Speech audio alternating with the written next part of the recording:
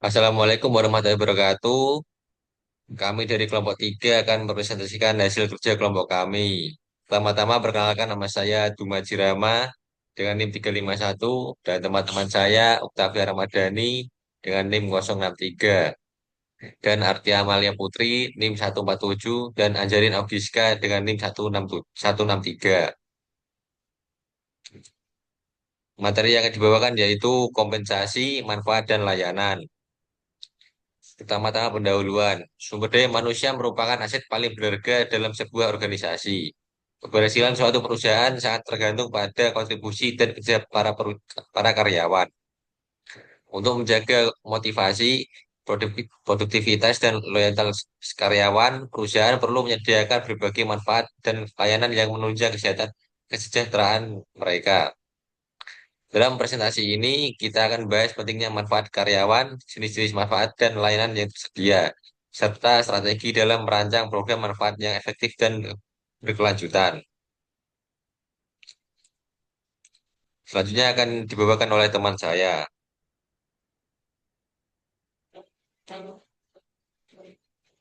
Memahami manfaat karyawan. Manfaat karyawan adalah kompensasi non-upah, seperti asuransi kesehatan, rencana pensiun, dan cuti berbayar. Hal ini merupakan contoh yang umum. Dan jaminan sosial, Medicare, dan asuransi pengangguran, hal ini merupakan persyaratan wajib bagi perusahaan. Perusahaan harus mematuhinya. Terus terus terus selanjutnya.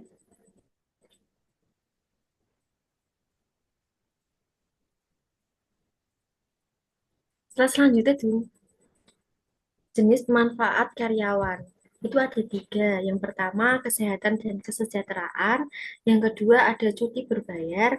Yang ketiga, ada rencana pensiun. Selanjutnya akan dibacakan oleh teman saya. Yang pertama, kesehatan dan kesejahteraan. Asuransi kesehatan meliputi medis, gigi, dan penglihatan. Ini penting untuk kesehatan. Banyak perusahaan menawarkan cakupan komprehensif. Program kesejahteraan, keanggotaan, gym, dan pemeriksaan kesehatan ini mendorong gaya hidup sehat. Tujuannya adalah meningkatkan kesejahteraan karyawan. Program bantuan karyawan, layanan konseling dan dukungan membantu mengatasi masalah pribadi. Ini mendukung kesehatan mental karyawan. Biaya cakupan kesehatan, biaya tahunan tinggi, individual, sekitar, keluarga pencapaian biaya ini terus meningkat. Yang kedua, cuti berbayar. Waktu liburan rata-rata 10 hari setelah 1 tahun ini penting untuk istirahat. Kebijakan bervariasi antar perusahaan. Cuti sakit bervariasi berdasarkan kebijakan. Ada beberapa negara bagian mewajibkan ini untuk melindungi karyawan saat sakit.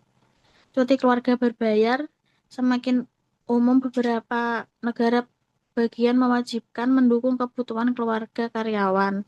Libur nasional biasanya 8 sampai 10 hari berbayar. Adalah hari libur umum karyawan dapat merayakan. Yang ketiga, rencana pensiun. Rencana manfaat pasti atau pensiun popularitasnya menurun. Perusahaan kurang menawarkan ini karena ini menjanjikan pembayaran tetap. Rencana kontribusi pasti. Semakin populer karyawan berkontribusi, perusahaan seringkali juga berkontribusi. Pencocokan perusahaan. Mendukung partisipasi karyawan ini adalah bonus tambahan, misalnya 50% dari kontribusi karyawan hingga 6% gaji.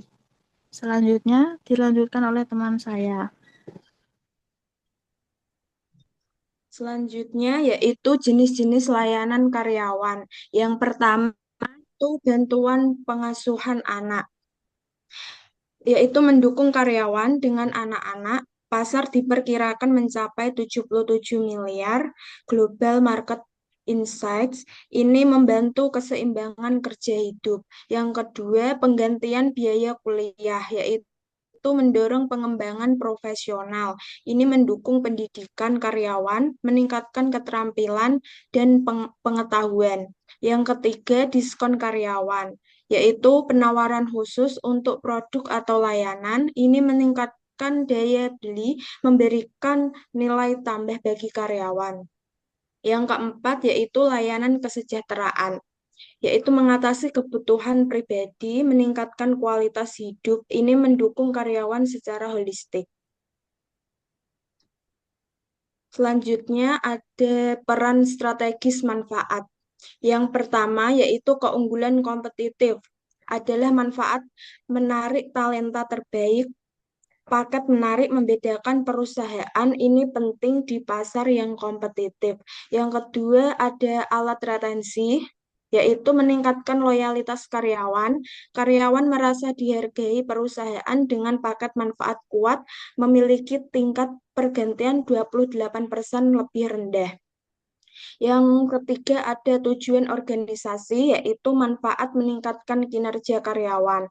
Karyawan yang puas, lebih produktif, menghubungkan manfaat dengan hasil bisnis. Selanjutnya yaitu merancang paket manfaat yang efektif. Yang pertama ada penilaian kebutuhan, yaitu pahami preferensi karyawan, survei atau wawancara dapat membantu. Sesuaikan manfaat dengan kebutuhan mereka. Yang kedua ada tolak ukur pesaing, yaitu tetap kompetitif, bandingkan paket manfaat, pastikan penawaran Anda menarik. Yang ketiga ada pertimbangan biaya dan anggaran, yaitu seimbangkan nilai dan keterjangkauan. Manfaat harus berkelanjutan, jangan melebihi anggaran. Yang keempat, ada komunikasi, yaitu jelaskan manfaat dengan jelas. Karyawan perlu memahami komunikasi yang efektif, sangat penting. Selanjutnya akan disampaikan oleh teman saya. Selanjutnya, tren dan masa depan manfaat karyawan. Yang pertama, fokus kesejahteraan karyawan, peningkatan penekanan pada kesehatan mental dan fisik. Ini dapat menjadi prioritas utama bagi perusahaan berinvestasi lebih banyak. Yang kedua, solusi manfaat berbasis teknologi. Platform digital memudahkan administrasi untuk akses informasi yang lebih mudah, proses otomatisasi dan efisiensi. Yang ketiga, manfaat fleksibel dan dipersonalisasi. Karyawan menginginkan pilihan yang disesuaikan manfaat yang dapat dipilih. Ini meningkatkan relevansi. Yang keempat, manfaat ekonomi gig.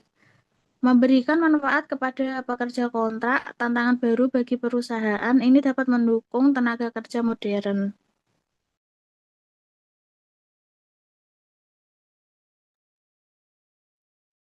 Kesimpulannya adalah manfaat karyawan merupakan elemen penting dalam menciptakan lingkungan kerja yang produktif dan berkelanjutan.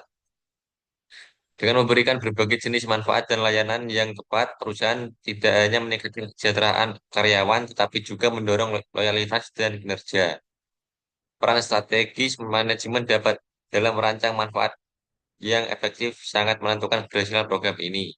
Oleh karena itu, pendekatan yang struktur, relevan, dan berkelanjutan sangat diperlukan untuk menciptakan hubungan kerja yang saling menguntungkan antar perusahaan dan karyawan.